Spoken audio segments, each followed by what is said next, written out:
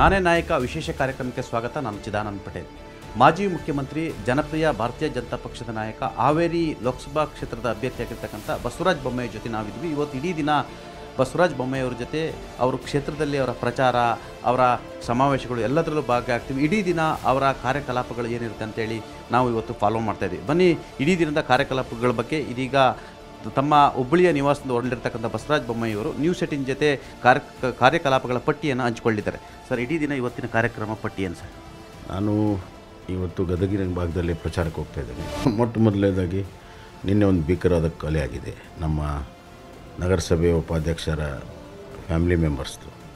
So ಅಲ್ಲಿಗೆ ಭೇಟಿ ಕೊಟ್ಟು ಅವ್ರಿಗೆ ಸ್ವಾಂತನವನ್ನು ಹೇಳಿ ಅಲ್ಲಿಂದ ಒಂದು ಸಂವಾದ ಕಾರ್ಯಕ್ರಮ ಇದೆ ನಾಗರಿಕರ ಜೊತೆಗೆ. ಅದು ಸಂವಾದ ಮುಗಿದ ಮೇಲೆ ಗದಗ ಗ್ರಾಮೀಣ ಪ್ರದೇಶದ ಹಳ್ಳಿಗಳಿಗೆ ನಾವು ಹೋಗ್ತಾಯಿದ್ದೇವೆ. ಒಂದು 6-7 ಹಳ್ಳಿಗಳಿಗೆ, ಈ ದೊಡ್ಡ ದೊಡ್ಡ ಹಳ್ಳಿಗಳಿದ್ದಾವೆ. ಆ ಭಾಗದಲ್ಲಿ ನನ್ನ ಪ್ರಚಾರ ಕಾರ್ಯವನ್ನು ರಾತ್ರಿ 10 ಗಂಟೆವರೆಗೂ ಮಾಡ್ತೇನೆ. Yes sir, thank you.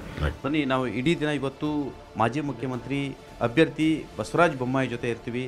ಅವರ ಹುಬ್ಬಳ್ಳಿ ನಿವಾಸದಿಂದ ಅವರ ಜೊತೆಗೆ ನ್ಯೂಸ್ 18 ಕನ್ನಡ ತೆರಳ್ತಾ ಇದೆ.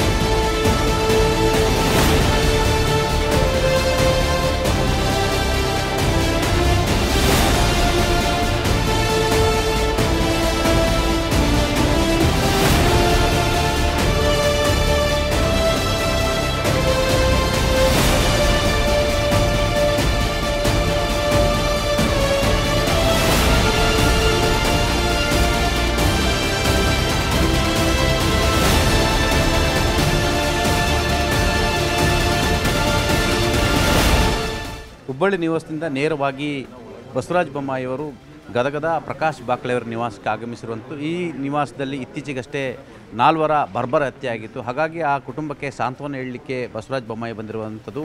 ಇದು ಅವರ ಮೊದಲೇ ಪಾಯಿಂಟ್. ಇಲ್ಲಿಂದ ನಂತರ ವಿವೇಕಾನಂದ ಸಭಾಂಗಣಕ್ಕೆ ಹೋಗ್ತಾರೆ. ಅಲ್ಲಿ ನಾಗರಿಕರ ಜೊತೆಗೆ ಸಂವಾದ ಚರ್ಚೆ ಇರ್ತಕ್ಕಂಥದ್ದು. ಆ ಒಂದು ಸಂವಾದದಲ್ಲಿ ಭಾಗಿಯಾಗಲಿದ್ದಾರೆ.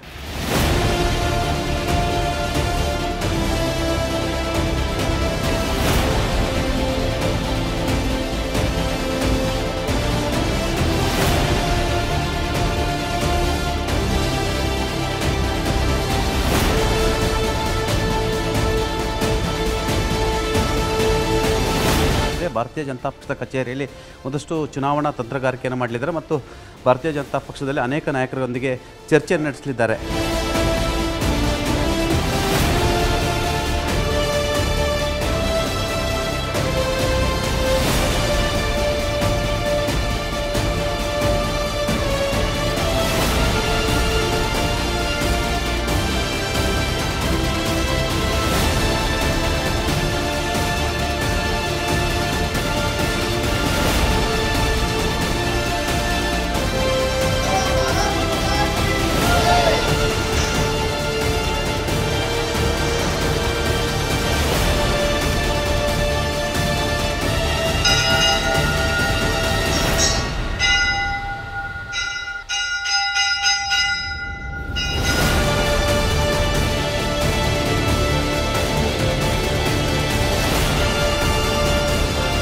ಗದಗದ ವಿವೇಕಾನಂದ ಸಭಾಂಗಣದಲ್ಲಿ ಇದೀಗ ಅಭ್ಯರ್ಥಿ ಹಾಗೂ ಮಾಜಿ ಮುಖ್ಯಮಂತ್ರಿ ಬಸವರಾಜ ಬೊಮ್ಮಾಯಿ ಅವರು ಜನತಾ ಸಂವಾದವನ್ನು ಹಮ್ಮಿಕೊಂಡಿರುವಂಥದ್ದು. ಇಲ್ಲಿ ಜನರ ಬಳಿ ಹಲವಾರು ವಿಚಾರಗಳನ್ನು ಚರ್ಚೆ ಮಾಡಲಿದ್ದಾರೆ. ಯಾಕೆ ತಾನು ಅಭ್ಯರ್ಥಿ ಆಗಿದ್ದು ಮತ್ತು ತನ್ನ ಮುಂದಿನ ವ್ಯೂವೇನು ಎಲ್ಲದರ ಬಗ್ಗೆ ಕೂಡ ಬಸವರಾಜ ಬೊಮ್ಮಾಯಿ ಅವರು ಜನರೊಂದಿಗೆ ನೇರವಾಗಿ ಚರ್ಚೆಯನ್ನು ಮಾಡಲಿದ್ದಾರೆ.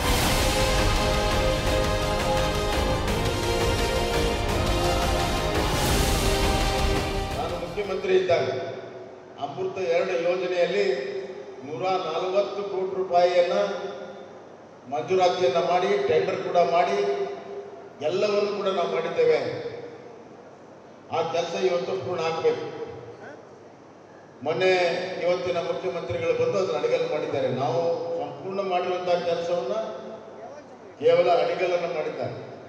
ಆದರೆ ಅದಕ್ಕೆ ಬೇಕಾಗಿರುವಂಥ ಆ ಟೆಂಡರ್ಗೆ ಪ್ರಕ್ರಿಯೆ ಮುಗಿಸಿ ಕೆಲಸವನ್ನು ಪ್ರಾರಂಭ ಮಾಡಿ ಕಾಲಕ್ಕೆ ಹಣ ಬಿಡುಗಡೆ ಮಾಡುವಂಥ ಕೆಲಸವನ್ನು ಈ ಸರ್ಕಾರ ಮಾಡಿದ್ದೆ. ಆದರೆ ತಾವೇನು ಬಯಸ್ತಾ ಇದ್ದೀರಿ, ಕನಿಷ್ಠ 5 ದಿವಸ 4 ದಿವಸ ನೀರು ಬರುವಂಥದ್ದಕ್ಕೆ ಸಾಧ್ಯತೆ ಇದೆ. ಡಿಸ್ಟ್ರಿಬ್ಯೂಷನ್ ಅಮೃತ್ 2 ಯೋಜನೆ ಅಂತಂದ್ರೆ ಏನು? ಕೇಂದ್ರ ಸರ್ಕಾರ ನಗರ ಪ್ರದೇಶದ ಕುಡಿಯುವ ನೀರಿಗೆ ಮತ್ತು ಒಳಚರಂಡಿಗೆ ವಿಶೇಷವಾದಂಥ ಅನುದಾನವನ್ನು ಅಮೃತ 1 ಮತ್ತು ಅಮೃತ 2 2 ಯೋಜನೆಗಳನ್ನು ಮಾಡಿದೆ. 2 ಬಂಧುಗಳೇ ನರೇಂದ್ರ ಮೋದಿಯವರು ಬಂದ ಮೇಲೆ ಈ ಪ್ರಾರಂಭ ಆಗಿದೆ ಅನ್ನೋದನ್ನ ಹೇಳಕ್ಕೆ ಇಷ್ಟಪಡ್ತೇನೆ.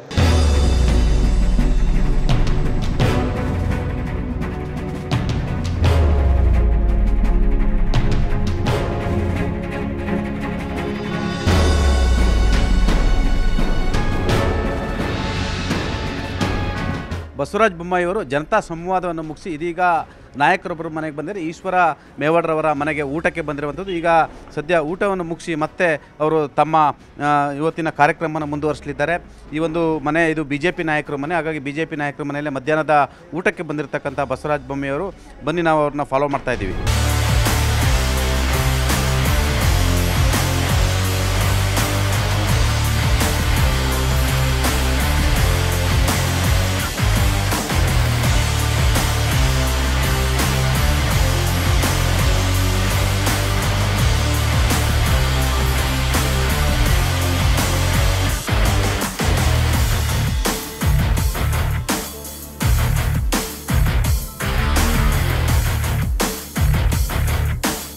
ಮಧ್ಯಾಹ್ನದ ಊಟವನ್ನು ಮುಗಿಸಿ ಭಾರತೀಯ ಜನತಾ ಪಕ್ಷ ಕಚೇರಿಗೆ ಮತ್ತೆ ಬಂದಿದ್ದಾರೆ. ಭಾರತೀಯ ಜನತಾ ಪಕ್ಷದ ಕಚೇರಿಯಲ್ಲಿ ಇಲ್ಲಿನ ಸ್ಥಳೀಯ ಕಾರ್ಪೊರೇಟರ್ಗಳಂತೂ ಮುಖಂಡರುಗಳೊಂದಿಗೆ ಚುಟುಕು ಸಭೆಯನ್ನು ನಡೆಸ್ತಾರೆ. ಈ ಚುಟುಕು ಸಭೆ ಮಹತ್ವದ ಸಭೆ ಅಂತ ಹೇಳಲಾಗ್ತದೆ. ಗದಗದಲ್ಲಿ ಚುನಾವಣಾ ತಂತ್ರಗಾರಿಕೆ ಮಾಡತಕ್ಕಂಥ ಸಭೆ ಅಂತ ಹೇಳಲಾಗ್ತದೆ. ಈ ಸಭೆ ಬಳಿಕ ಬಸವರಾಜ ಬೊಮ್ಮಾಯಿಯವರು ನಂತರ ಹಳ್ಳಿಗಳಿಗೆ ವಿಸಿಟ್ ಹೋಗಲಿದ್ದಾರೆ. ಸರ್, ಇವತ್ತಿನ ಈ ಸಭೆಯ ಮಹತ್ವ ಏನು ಸರ್? ಇದು ನಮ್ಮ ಗದಗ ನಗರಸಭೆಯ ಸರ್ವ ಸದಸ್ಯರ ಒಂದು ಸಭೆ. ಈಗಾಗಲೇ ರ್ಯಾಲಿಗಳು ಮತ್ತು ಸಮಾಜದ ಮುಖಂಡರನ್ನ ಮತ್ತು ಸಂಸ್ಥೆ ಮುಖಂಡರನ್ನ ಹಲವಾರು 3 ಸುತ್ತಿನ ಆಗಿದೆ. ಈಗ ಬೂತ್ ಮಟ್ಟದಲ್ಲಿ ಮತ್ತು ವಾರ್ಡ್ ಮಟ್ಟದಲ್ಲಿ ಕೆಲಸ ಕಾರ್ಯಗಳಾಗಬೇಕು. ಅದಕ್ಕೋಸ್ಕರ ಅವನ್ನೆಲ್ಲ ಕರೆದಿದ್ದೇವೆ. ಗೆದ್ದವರು ಸೋತವನ್ನೆಲ್ಲ ಸೇರಿ ಕರೆದಿದ್ದೇವೆ. ಇದು ಮುಂದಿನ ದಿನಗಳಲ್ಲಿ ಸಂಘಟನೆ ಮತ್ತು ಈಗ ನಮ್ಮ ಪರವಾಗಿರುವಂಥ ವಾತಾವರಣನ ಹೋಟಾಗಿ ಪರಿವರ್ತನೆ ಮಾಡೋದಕ್ಕೆ ಭಾಳ ಮಹತ್ವದ ಒಂದು ಸಭೆ ಇದೆ. ಬನ್ನಿ, ಈಗ ಬಸವರಾಜ ಬೊಮ್ಮಾಯಿಯವ್ರ ಜೊತೆ ಗದಗದಲ್ಲಿ ಇಡೀ ಚುರುಕಾಗಿ ಓಡಾಡ್ತಿರ್ತಕ್ಕಂಥ ಮಾಜಿ ಸಚಿವರು ಹಾಗೂ ಜನಪ್ರಿಯ ನಾಯಕರು ಮತ್ತು ಶಾಸಕರಾಗಿರ್ತಕ್ಕಂಥ CC ಪಾಟೀಲ್ರವರಿದ್ದಾರೆ. CC ಪಾಟೀಲ್ರ ಏನೆಲ್ಲ ತಂತ್ರಗಾರಿಕೆ ನಡೀತಿದೆ? ಈಗಾಗಲೇ ಒಂದು ಸುತ್ತಿನ ಪ್ರಚಾರವನ್ನು ಗ್ರಾಮಾಂತರ ಪ್ರದೇಶದಲ್ಲಿ ಮಾಡಿದ್ದೇವೆ. ನಮ್ಮ ಪುರಸಭೆಯ ಅಭ್ಯರ್ಥಿಗಳು ಗೆದ್ದಂಥ ಮತ್ತು ಸೋದಂಥ ಅಭ್ಯರ್ಥಿಗಳ 2-3 ಸಭೆಗಳನ್ನು ಮಾಡಿ ಅವರವ್ರ ವಾರ್ಡ್ನಲ್ಲಿ ಕರಪತ್ರಗಳನ್ನು ಕೊಟ್ಟು ಕರಪತ್ರಗಳನ್ನು ಹಂಚುವಂಥ ಎಲ್ಲ ಕೆಲಸವನ್ನು ಕೂಡ ನಾವು ಮಾಡ್ತಾಯಿದ್ದೇವೆ. ಒಟ್ಟಾರೆಯಾಗಿ ಒಂದು ಒಳ್ಳೆಯ ವಾತಾವರಣ ಕಂಡು ಬರ್ತಿದೆ. ಭಾಳ ಅಂತರದಿಂದ ಸನ್ಮಾನ್ಯ ಬಸವರಾಜ ಬೊಮ್ಮಾಯಿಯವರು ಗೆಲ್ತಾರೆ ಅನ್ನುವಂಥ ವಿಶ್ವಾಸ ನನಗಿದೆ. ನೋಡ್ಬೋದು, ತಾವು ಇಲ್ಲಿ ಸ್ಥಳೀಯ ಮುಖಂಡರುಗಳೊಂದಿಗೆ ಈಗ ಸಮಾಲೋಚನೆಯನ್ನು ಮಾಡಲಿದ್ದಾರೆ. ಈ ಸಮಾಲೋಚನೆ ಮಾಡುವ ಮುಖಾಂತರ ಯಾವ ರೀತಿ ಇಲ್ಲಿ ಪ್ರಚಾರ ಕಾರ್ಯವನ್ನು ಕೈಗೊಳ್ಳಬೇಕು ಮತ್ತು ಜನರನ್ನು ಯಾವ ರೀತಿ ಮತವನ್ನು ಕೇಳಬೇಕು, ಯಾವ ಉದ್ದೇಶದಿಂದ ಕೇಳಬೇಕು ಅಂತೇಳಿ ಒಂದಷ್ಟು ಸ್ಟ್ರಾಟಜಿಯನ್ನು ಮಾಡಲಿದ್ದಾರೆ.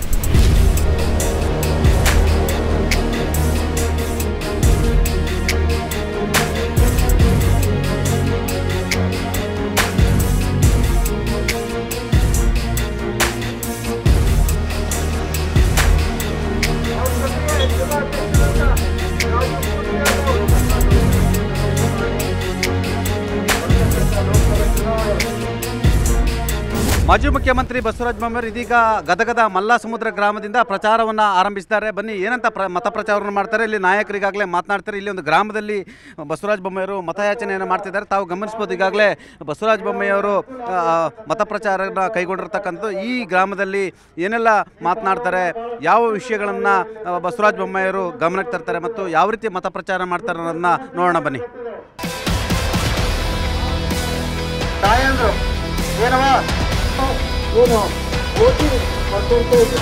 ಕಳೆದ 10 ವರ್ಷ ನರೇಂದ್ರ ಮೋದಿ ಅವರು ಈ ದೇಶಕ್ಕೆ ಒಂದು ಸುಭದ್ರವಾದಂತಹ ಒಂದು ಸರ್ಕಾರವನ್ನು ಕೊಟ್ಟಿದ್ದಾರೆ. ಸುರಕ್ಷಿತವಾಗಿರುವಂತಹ ದೇಶವನ್ನು ಕೊಟ್ಟಿದ್ದಾರೆ. ಭದ್ರತೆಯ ದೇಶವನ್ನು ಕೊಟ್ಟಿದ್ದಾರೆ. ಜೊತೆಗೆ ಅಭಿವೃದ್ಧಿ ಪರವಾಗಿರುವಂತಹ ಒಂದು ದೇಶವನ್ನು ಕೂಡ ಕೊಟ್ಟಿದ್ದಾರೆ. ಅವರ ಕೈಯನ್ನು ಬಲಪಡಿಸಿ ಮತ್ತೊಮ್ಮೆ ನರೇಂದ್ರ ಮೋದಿ ಅವರನ್ನ ಪ್ರಧಾನಮಂತ್ರಿ ಮಾಡೋ ಮುಖಾಂತರ ನಮ್ಮ ಭವಿಷ್ಯ ಅಷ್ಟೇ ಅಲ್ಲ, ನಮ್ಮ ಮಕ್ಕಳ ಭವಿಷ್ಯವನ್ನು ಕೂಡ ಭದ್ರ ಮಾಡುವಂತಹ ಕೆಲಸವನ್ನ ನಾವು ನೀವು ಸೇರಿ ಮಾಡಬೇಕಾಗಿದೆ.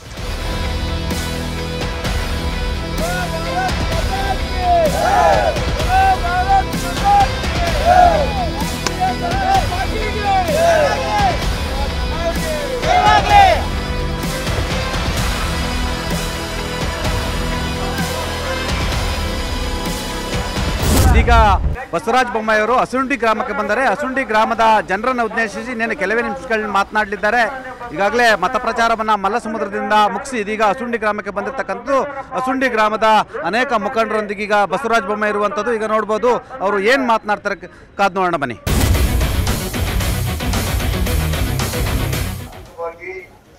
ಹನ್ನೆರಡನೇ ಸ್ಥಾನದಿಂದ 5ನೇ ಸ್ಥಾನಕ್ಕೆ ಬಂದಿದೆ. ಇನ್ನು 5 ವರ್ಷದಲ್ಲಿ 3ನೇ ಸ್ಥಾನಕ್ಕೆ ಬಂದಿದೆ. ಅದರ ಅರ್ಥ ಪ್ರತಿಯೊಂದು ಗ್ರಾಮ, ಪ್ರತಿಯೊಂದು ಕುಟುಂಬಕ್ಕೂ ಕೂಡ ಇವತ್ತು ಆರ್ಥಿಕವಾದಂಥ ಬೆಂಬಲ, ಲಾಭ ಸಿಗುವಂಥ ಕೆಲಸ. ನರೇಂದ್ರ ಮೋದಿಯವರು ಮಾಡುವಂಥ ಎಲ್ಲ ಕೆಲಸ ಕಾರ್ಯಗಳು ಶಾಶ್ವತವಾಗಿರುವಂಥ ಕೆಲಸ.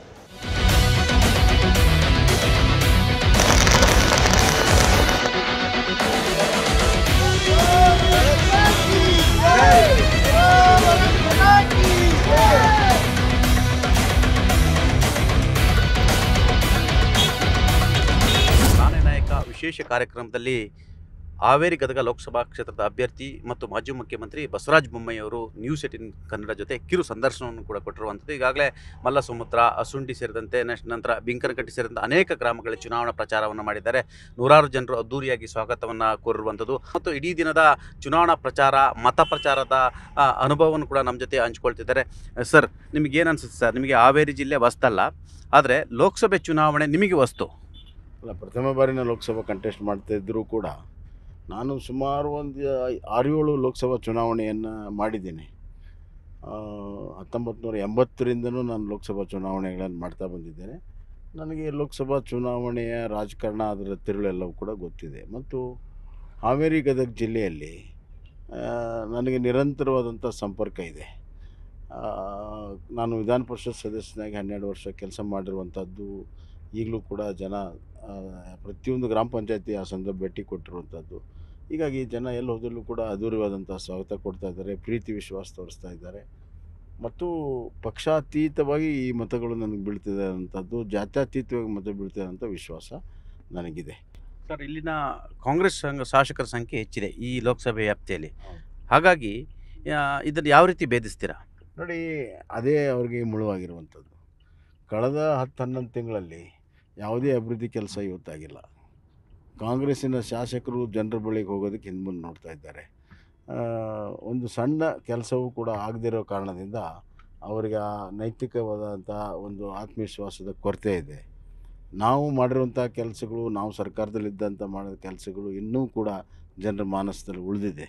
ಹೀಗಾಗಿ ಅವರು ಶಾಸಕರಿದ್ದರೂ ಕೂಡ ನನ್ನ ಪ್ರಚಾರಕ್ಕಾಗಲಿ ಅಥವಾ ಜನ ಬೆಂಬಲಕ್ಕಾಗಲಿ ಏನೂ ತೊಂದರೆ ಇಲ್ಲ. ಈಗ ಅವರು ಶಾಸಕರಾಗಿ ಸರ್ಕಾರ ಮಾಡಿ ಕೆಲಸ ಮಾಡದಿರುವುದು ನಿಜವಾಗಲೂ ಕೂಡ ಅವ್ರಿಗೇ ಹೆಚ್ಚಿನ ಶಾಸಕರಿರುವಂಥದ್ದು ತೊಂದರೆ ಆಗಿದೆ. ಸರ್, ಈ ಭಾಗದಲ್ಲಿ ಕಾಂಗ್ರೆಸ್ನ ಗ್ಯಾರಂಟಿ ವರ್ಕೌಟ್ ಆಗಲ್ಲ ಅಂತೀರಾ? ಈಗ ನೋಡಿ, ಗ್ಯಾರಂಟಿಗಳು ಪೂರ್ಣ ಪ್ರಮಾಣದಲ್ಲಿ ಜನರಿಗೆ ಮುಟ್ಟಿಲ್ಲ. ಗೃಹಲಕ್ಷ್ಮಿ 30% ಜನಕ್ಕೆ ಮುಟ್ಟಿದೆ. ಒಂದು ತಿಂಗಳು ಇನ್ನೊಂದು ತಿಂಗಳು ಬಂದಿಲ್ಲ.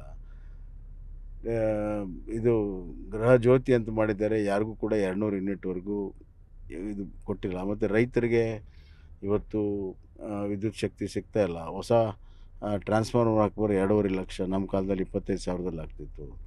ಹೀಗೆ ಆಮೇಲೆ ಇತ್ತೀಚೆಗೆ ಲಾ ಆ್ಯಂಡ್ ಆರ್ಡರು, ಕೊಲೆ, ಸುಲಿಗೆ, ದರೋಡೆ ಅತಿ ಹೆಚ್ಚಾಗಿದ್ದರಿಂದ ಜನ ಏನು ಹೇಳ್ತಾರೆ, ಮೊದಲು ನಮ್ಗೆ ಜೀವದ ಗ್ಯಾರಂಟಿ ಕೊಡಿ, ನಮ್ಮ ಬದುಕಿನ ಗ್ಯಾರಂಟಿ ಕೊಡಿ, ಆಮೇಲೆ ಮಿಕ್ಕಿದ್ದೆಲ್ಲ ಅವ್ನು ಮಾತಾಡೋಣ ಅನ್ನೋಂಥ ಮಟ್ಟಕ್ಕೆ ಇವತ್ತು ಜನ ಬಂದಿದ್ದಾರೆ. ಹೀಗಾಗಿ ಈ ಬಾರಿ ಗ್ಯಾರಂಟಿ ಅಷ್ಟು ದೊಡ್ಡ ಪ್ರಮಾಣದಲ್ಲಿ ಕಾಂಗ್ರೆಸ್ ಕೈ ಹಿಡಿತಿದೆ ಅಂತ ನನಗಂತೂ ಅನ್ನಿಸ್ತಾ ಇಲ್ಲ. ಸರ್, ಈ ಬಾರಿ 28 ಕ್ಷೇತ್ರಗಳಲ್ಲಿ ನಿಮ್ಮ ರಾಜಕೀಯ ಅನುಭವದಲ್ಲಿ ಎಷ್ಟು ಸ್ಥಾನಗಳನ್ನ ಭಾರತೀಯ ಜನತಾ ಪಕ್ಷ ಅಂದರೆ NDA ಕೂಟ ಕರ್ನಾಟಕದಲ್ಲಿ ಗೆಲ್ಲಿದೆ? ನೋಡಿ, ಕಳೆದ ಬಾರಿ 25 ಗೆದ್ದಿದ್ವಿ. ಈ ಬಾರಿನೂ ಕೂಡ 25 ಗೆಲ್ಬೋದು ಅನ್ನೋಂಥ ಆತ್ಮವಿಶ್ವಾಸ ನನಗೆ. ನಿಮಗೆ ಬೇಕಾದಂಥ ಆತ್ಮೀಯರು ಶಿವಕುಮಾರ್ ಉದಾಸಿ ಅವರು ಸಕ್ರಿಯ ರಾಜಕಾರಣದಲ್ಲಿ ನಿವೃತ್ತಿ ಘೋಷಣೆ ಮಾಡಿರುವಂಥದ್ದು. ನಿಮಗೆ ಅದು ಯಾವ ರೀತಿ ಅದಕ್ಕೆ ವ್ಯಾಖ್ಯಾನ ಮಾಡ್ತೀರಾ?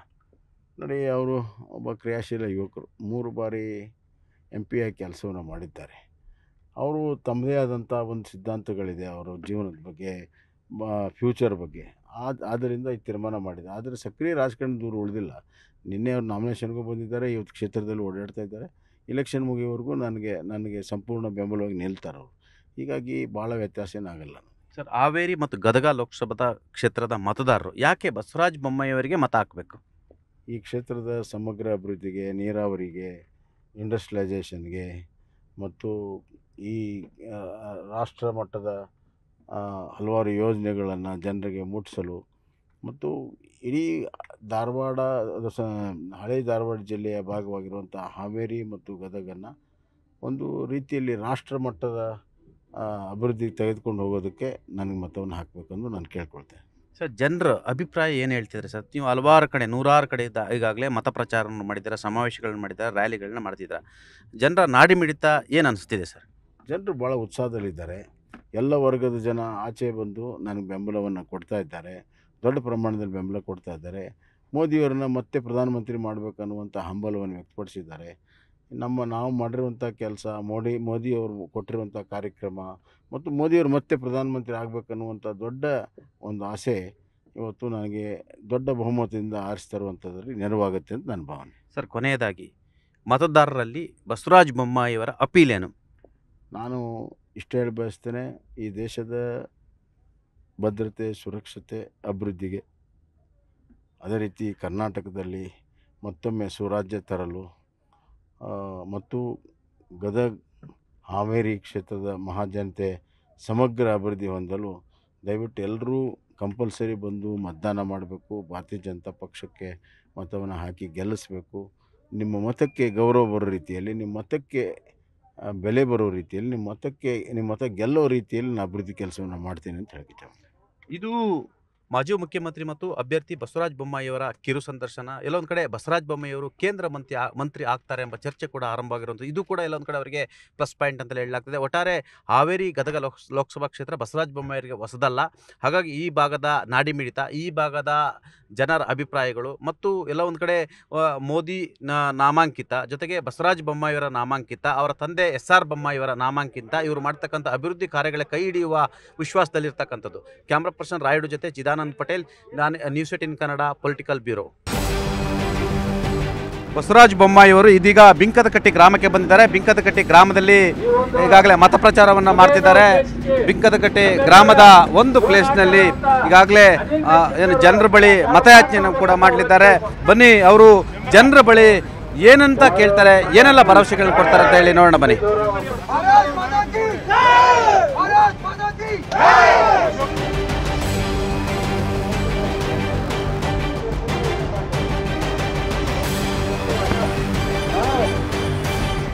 ಪ್ರಧಾನಮಂತ್ರಿ ನರೇಂದ್ರ ಮೋದಿಯವರು ಹಳಿ ಬಿಟ್ಟು ಹೋದಂಥ ಈ ದೇಶವನ್ನು ಮತ್ತೊಮ್ಮೆ ಹಳಿಗೆ ತಂದು ವೇಗವಾಗಿ ಮುನ್ನಡೆಸ್ತಾ ಇದ್ದಾರೆ.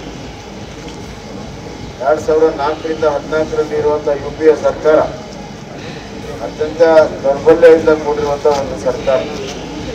ಭಯೋತ್ಪಾದಕರಿಗೆ ಭಯ ಹುಟ್ಟಿಸುವಂಥ ಧೀಮಂತ ನಾಯಕ ನರೇಂದ್ರ ಮೋದಿಯವರು ಅಂತ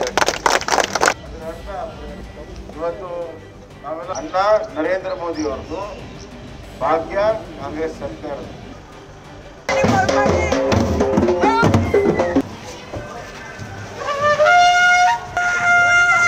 ಬಸವರಾಜ ಬೊಮ್ಮಾಯಿಯವರು ಇದೀಗ ಹೊಸಳ್ಳಿ ಬೂದೇಶ್ವರ ಮಠಕ್ಕೆ ಆಗಮಿಸ್ತಿದ್ದಾರೆ. ಇಲ್ಲಿ ನೂರಾರು ಜನರು ಅವರನ್ನು ಸ್ವಾಗತ ಮಾಡ್ತಿದ್ದಾರೆ. ಇಲ್ಲಿ ಮಠದಲ್ಲಿ ಮಠಾಧೀಶರ ಕುಶಲೋಪಚಾರ ವಿಚಾರಿಸಲಿಕ್ಕೆ ಬಂದಿರತಕ್ಕಂಥದ್ದು.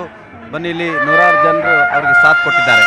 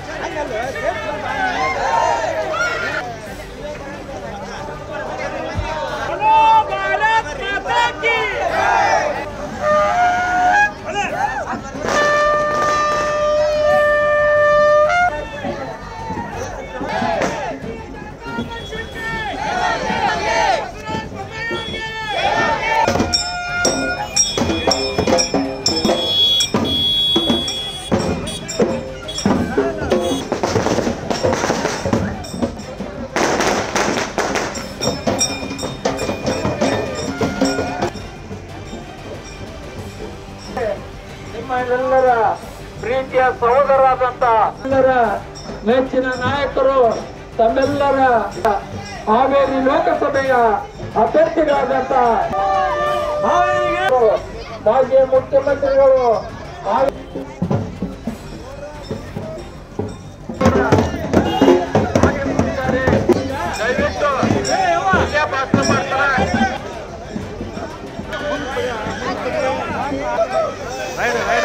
ಗ್ರಾಮದ ರ್ಯಾಲಿ ಒಂದರಲ್ಲಿ ಇದೀಗ ನಮಗೆ ಬಸವರಾಜ ಬೊಮ್ಮಾಯಿ ಅವ್ರನ್ನ ನಾವು ಜೊತೆಯಾಗಿದ್ದೇವೆ.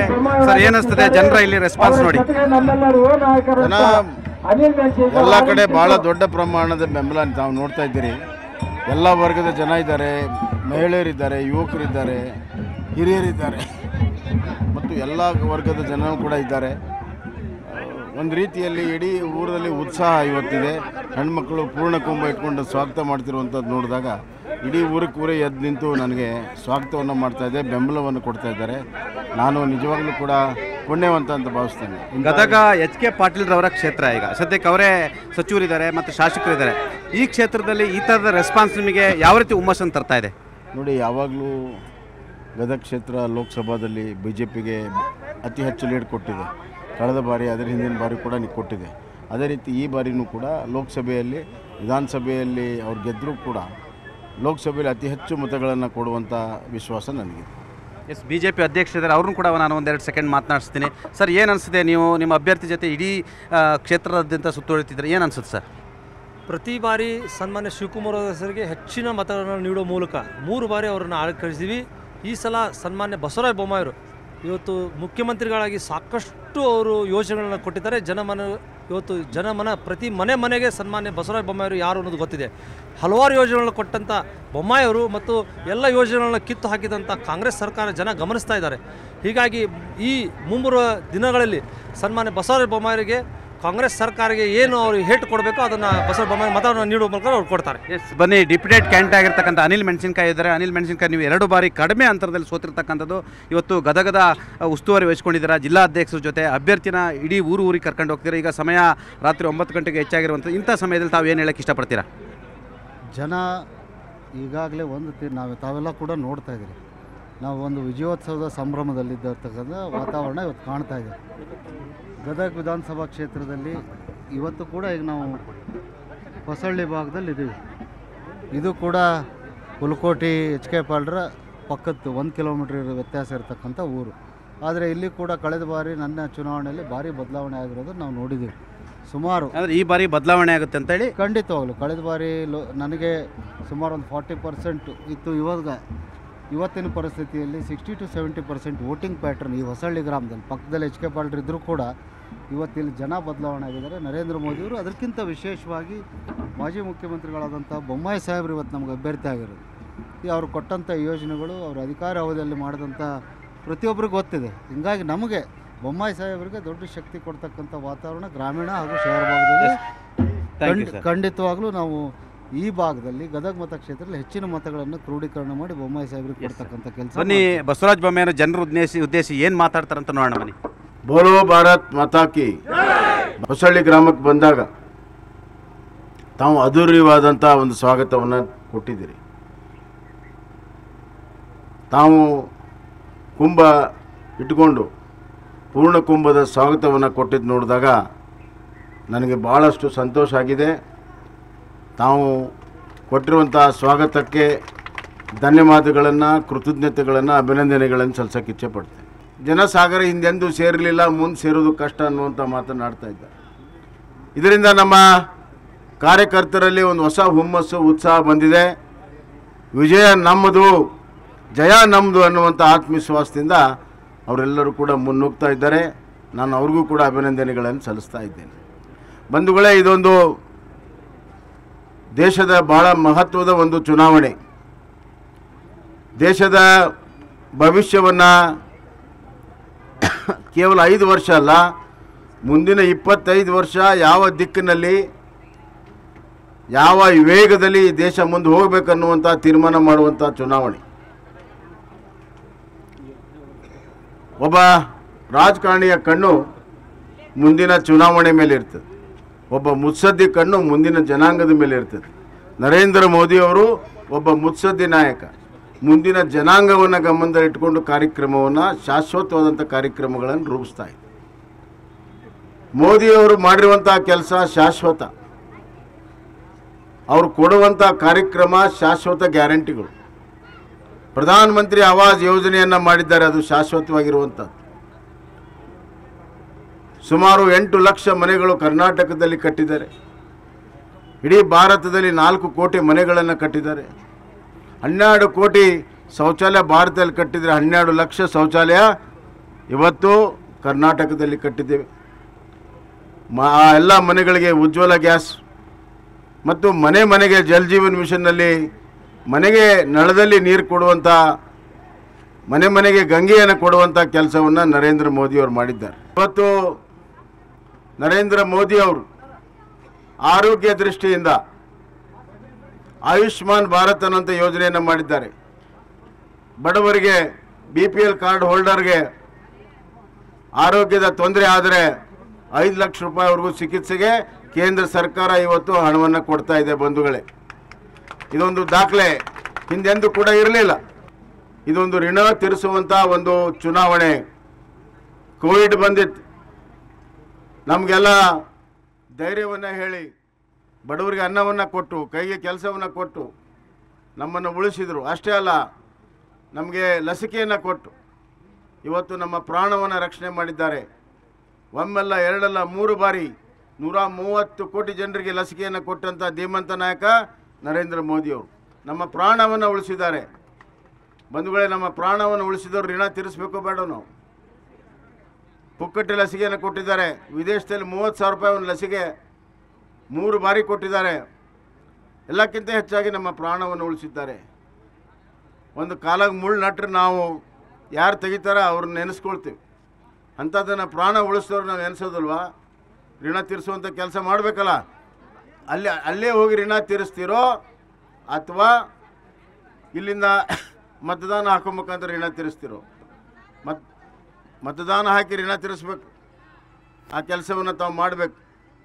ಮನೆಗೆ ಅನ್ನ ಕೊಟ್ಟು ನೀರು ಕೊಟ್ಟು ಜೀವ ಉಳಿಸಿದವ್ರಿಗೆ ನಾವು ಮತದಾನ ಮುಖಾಂತರ ಧನ್ಯವಾದಗಳನ್ನು ಹೇಳ್ತೀವಿ, ಕೃತಜ್ಞತೆಯನ್ನು ಹೇಳ್ತೀವಿ. ಋಣ ತೀರಿಸಿ ಅನ್ನೋರೆಲ್ಲರೂ ಕೈ ಎತ್ತಿರಿ. ಬೋಲೋ ಭಾರತ್ ಮಾತಾ ಕಿ, ಭಾರತ್ ಮಾತಾ ಕಿ. ಬಂಧುಗಳೇ, ಇವತ್ತು ಈ ರಾಜ್ಯದಲ್ಲಿ ಅರಾಜಕತೆ ಇದೆ. ಪೊಲೀಸರ ಭಯ ಇಲ್ಲ. ಯಾಕಂದರೆ ಪೊಲೀಸರು ಇವತ್ತು ಏನಾದರೂ ಮಾಡಿದರೆ ಮೇಲಿಂದ ಫೋನ್ ಬರ್ತೈತೆ, ಅವ್ರನ್ನ ಬಿಟ್ಟು ಬಿಡ್ರಿ, ಇಲ್ರಿ ಅವ್ರು ಕೊಲೆ ಮಾಡಿದ್ದಾರೆ, ಏನಾರಾಗಲಿ ಬಿಟ್ಟು ಬಿಡ್ರಿ. ರಾಜಕೀಯವಾಗಿ ಇವತ್ತು ಕಾನೂನು ಸುವ್ಯವಸ್ಥೆಯನ್ನು ಸಂಪೂರ್ಣವಾಗಿ ಹದಗೆಡಿಸಿದೆ ಈ ಸರ್ಕಾರ. ಬಂಧುಗಳೇ, ಕಳ್ಳಕಾಕರು, ದರೋಡೆಕೋರರು, ಸಮಾಜಘಾತಕ ಶಕ್ತಿಗಳು ಓಪನ್ ಆಗಿ ಓಡಾಡ್ತಾ ಇದ್ದಾರೆ, ಕುಲ್ಲಂ ಕುಲ್ಲ ಓಡಾಡ್ತಾ ಇದ್ದಾರೆ. ಪೊಲೀಸ್ ಸ್ಟೇಷನ್ದಲ್ಲಿ ಅವ್ರು ರಾಜ್ಯ ಮರ್ಯಾದೆ ಸಿಗ್ತಾ ಇದೆ. ನಾಚಿಕೆ ಆಗಬೇಕು. ಪೊಲೀಸ್ ಸ್ಟೇಷನ್ ಸೆಟಲ್ಮೆಂಟ್ ಸೆಂಟರ್ಗಳಾಗಿದ್ದಾವೆ. ಗಡಿಪಾರಾದವರೆಲ್ಲ ಒಳಗಡೆ ಬಂದಿದ್ದಾರೆ. ಇದೊಂದು ಜಂಗಲ್ ರಾಜ್ಯ ಆಗಿದೆ, ಜಂಗಲ್ ರಾಜ್ಯ. ನಾನು ನಮ್ಮ ಮುಖ್ಯಮಂತ್ರಿಗಳು, ಗೃಹ ಸಚಿವರಿಗೆ, ಸರ್ಕಾರಕ್ಕೆ ಕೇಳಕ್ಕೆ ಇಚ್ಛೆ ಪಡ್ತೇನೆ, ನಿಮ್ಮೆಲ್ಲ ಗ್ಯಾರಂಟಿಗಳು ಆಮೇಲೆ ಮೊದಲು ನಮ್ಮ ಜೀವನದ ಗ್ಯಾರಂಟಿ ಕೊಡಿ, ನಮ್ಮ ಬದುಕಿನ ಗ್ಯಾರಂಟಿಯನ್ನು ಕೊಡಿ, ನಮ್ಮ ಹೆಣ್ಮಕ್ಳ ಮಾನದ ಗ್ಯಾರಂಟಿಯನ್ನು ಕೊಡಿ ಅನ್ನೋಂಥದ್ದನ್ನ ಕೇಳಕ್ಕೆ ಇಚ್ಛೆ ಪಡ್ತೇನೆ. ಬಂದು ಹಂಗೆ ಲೋಕಸಭೆಯಲ್ಲಿ ಕಾಂಗ್ರೆಸ್ಸು ಈ ಲೋಕಸಭೆಯಲ್ಲಿ ಅಧಿಕಾರಕ್ಕೆ ಬರೋದು ಸಾಧ್ಯವೇ ಇಲ್ಲ. ಏನಾದ್ರೂ ಅಧಿಕಾರಕ್ಕೆ ಬರಬೇಕು, ಈ ದೇಶದ ಭವಿಷ್ಯವನ್ನು ಬರಬೇಕಾದ್ರೆ ಅದು ನರೇಂದ್ರ ಮೋದಿಯವರಿಂದ ಮಾತ್ರ ಸಾಧ್ಯ. ಬಂಧುಗಳೇ, ನಿಮ್ಮ ಮತ ಗೆಲ್ಲಬೇಕು. ಪ್ರತಿಯೊಬ್ಬ ಮತದಾರನ ಮನಸ್ಸಲ್ಲಿ ಇರ್ತದೆ, ನನ್ನ ಮತ ಗೆಲ್ಲಬೇಕು. ನಮ್ಮ ಮತ ಗೆಲ್ಲಬೇಕಾದ್ರೆ ನರೇಂದ್ರ ಮೋದಿಯವರಿಗೆ ಬೆಂಬಲ ಮಾಡಬೇಕು. ಭಾರತೀಯ ಜನತಾ ಪಕ್ಷಕ್ಕೆ ಮತವನ್ನು ಹಾಕಬೇಕೆಂದು ಕಳಕಳಿ ವಿನಂತಿಯನ್ನು ಮಾಡ್ತೇನೆ. ನಿಮ್ಮ ಮತದಲ್ಲಿ ದೊಡ್ಡ ಶಕ್ತಿ ಇದೆ, ನಿಮ್ಮ ಸಹಕಾರದಲ್ಲಿ ದೊಡ್ಡ ಶಕ್ತಿ ಇದೆ. ಆ ಶಕ್ತಿಯನ್ನು ಗುಲ್ಗಂಜಿ ಅಷ್ಟು ನಾನು ಸ್ವಂತಕ್ಕೆ ಬಳಕೆ ಮಾಡಲ್ಲ. ನಿಮ್ಮ ಪರವಾಗಿ ನಾನು ಬಳಕೆಯನ್ನು ಮಾಡ್ತೇನೆ, ನಿಮ್ಮ ಸೇವೆಯನ್ನು ಮಾಡ್ತೇನೆ, ನಿಮ್ಮ ಧ್ವನಿಯನ್ನು ಲೋಕಸಭೆಯಲ್ಲಿ ಎತ್ತೇನೆ, ಇಲ್ಲಿ ಬಂದು ನಿಮ್ಮ ಸೇವೆಯನ್ನು ಮಾಡ್ತೇನೆ. ದಯವಿಟ್ಟು ಅವಕಾಶವನ್ನು ಮಾಡಿಕೊಡಿ, ಜಯಶಾಲಿಯಾಗಿ ಮಾಡಿ ಅಂತ ವಿನಂತಿಯನ್ನು ಮಾಡಿ ನಾನು ಮಾತನ್ನು ಮುಗಿಸ್ತೇನೆ. ಬೋಲೋ ಭಾರತ್ ಮಾತಾ ಕಿ, ಭಾರತ್ ಮಾತಾ ಕಿ. ಇಡೀ ದಿನ ಬಸವರಾಜ ಬೊಮ್ಮಾಯಿ ಅವರು ಗದಗ ಜಿಲ್ಲೆಯಲ್ಲಿ ಚುನಾವಣಾ ಪ್ರಚಾರವನ್ನು ಮಾಡಿದರು. ಕಾಲಿಗೆ ಚಕ್ರ ಕಟ್ಟಿಕೊಂಡವರಂತೆ ನಾಯಕರ ಸಭೆಗಳು, ನಾಯಕರ ಮನೆಗಳು ಮತ್ತು ಗದಗ ಇಡೀ ಕಾನ್ಸ್ಟಿಟ್ಯೂನ್ಸಿಯಲ್ಲಿ ರೌಂಡ್ಸನ್ನು ಹೊಡೆದ್ರು. ಈಗ ರಾತ್ರಿ 10 ಗಂಟೆ ಆಯಿತು. 10 ಗಂಟೆ ಸಮಯದಲ್ಲೂ ಕೂಡ ಬಸವರಾಜ ಬೊಮ್ಮಾಯಿಯವರು ಮಾಜಿ ಮುಖ್ಯಮಂತ್ರಿ ಎಂಬ ಅಂಬು ಬಿಮ್ಮು ಇಲ್ಲದೆ ಒಬ್ಬ ನಾಯಕನಿರಬೇಕಾಗಿದ್ದಂಥ ಎಲ್ಲ ಗುಣಗಳಿರುವಂತೆ ಇವತ್ತು ಈ ಕೊನೆಯ ಪಾಯಿಂಟ್ನಲ್ಲಿದ್ದಾರೆ. ನಾನು ಕೊನೆಯದಾಗಿ ಅವ್ರನ್ನ ಚುಟುಕಾಗಿ ಮಾತಾಡ್ತೀನಿ. ಸರ್, ಇಡೀ ದಿನ ತಾವು ಸುತ್ತುವರೆದಿ ನೂರಾರು ಜನರನ್ನು ನೋಡಿದ್ರಿ, ಅದು ಕೂಡ ಕಾಂಗ್ರೆಸ್ನ ಕ್ಷೇತ್ರದಲ್ಲಿ ನಿಮಗೆ ಅದ್ಧೂರಿ ಸ್ವಾಗತ ಸಿಕ್ಕಿರುವಂಥದ್ದು. ಇಡೀ ಹಾವೇರಿ ಗದಗ ಲೋಕಸಭಾ ಕ್ಷೇತ್ರದಲ್ಲಿ ಇದೇ ಥರದ ಸ್ವಾಗತ ಇದೆ. 7 ಕ್ಷೇತ್ರಗಳಲ್ಲಿ ಕಾಂಗ್ರೆಸ್ ಗೆದ್ದರೂ ಕೂಡ ಯಾವುದೇ ವ್ಯತ್ಯಾಸ ಇಲ್ಲ. ಜನ ಈ ಸಂದರ್ಭದಲ್ಲಿ ಲೋಕಸಭೆಯಲ್ಲಿ BJPಗೆ ಮೋದಿಗೆ ಬೆಂಬಲ ಕೊಡ್ತಾ ಇದ್ದಾರೆ. ಮತ್ತು ನನ್ನ ಒಂದು ಒಡನಾಟ, ಒಂದು ಸಂಬಂಧ ಈ ಭಾಗದಲ್ಲಿ ಇರೋದರಿಂದ ಭಾಳ ಸುಲಭವಾಗಿ ಜನರ ಬಳಿಗೆ ನಾನು ಹೋಗೋಕ್ಕೆ ಸಾಧ್ಯ ಆಗಿದೆ. ಎಲ್ಲ ವರ್ಗದ ಜನ ಭಾಳ ಮುಕ್ತವಾಗಿ ನನಗೆ ಬೆಂಬಲವನ್ನು ಕೊಡ್ತಾ ಇದ್ದಾರೆ. ಗೆಲುವಿನ ಆತ್ಮವಿಶ್ವಾಸ ನನಗಿದೆ. ಇದು ನ್ಯೂಸ್ 18 ಕನ್ನಡದ ನಾನೇ ನಾಯಕ ಕಾರ್ಯಕ್ರಮ. ಮಾಜಿ ಮುಖ್ಯಮಂತ್ರಿ ಬಸವರಾಜ ಬೊಮ್ಮಾಯಿಯವರು ಗದಗ, ಹಾವೇರಿ ಮತ್ತು ಗದಗ ಲೋಕಸಭಾ ಕ್ಷೇತ್ರದ ಭಾರತೀಯ ಜನತಾ ಪಕ್ಷದ ಅಭ್ಯರ್ಥಿ ಗೆಲ್ಲುವ ವಿಶ್ವಾಸವನ್ನು ಕೂಡ ವ್ಯಕ್ತಪಡಿಸಿರುವಂಥದ್ದು. ಇದು ನ್ಯೂಸ್ 18 ಕನ್ನಡದ ವಿಶೇಷ ಕಾರ್ಯಕ್ರಮ ನಾನೇ ನಾಯಕ. ನಾನು ಚಿದಾನಂದ್ ಪಟೇಲ್. बोलो भारत माता की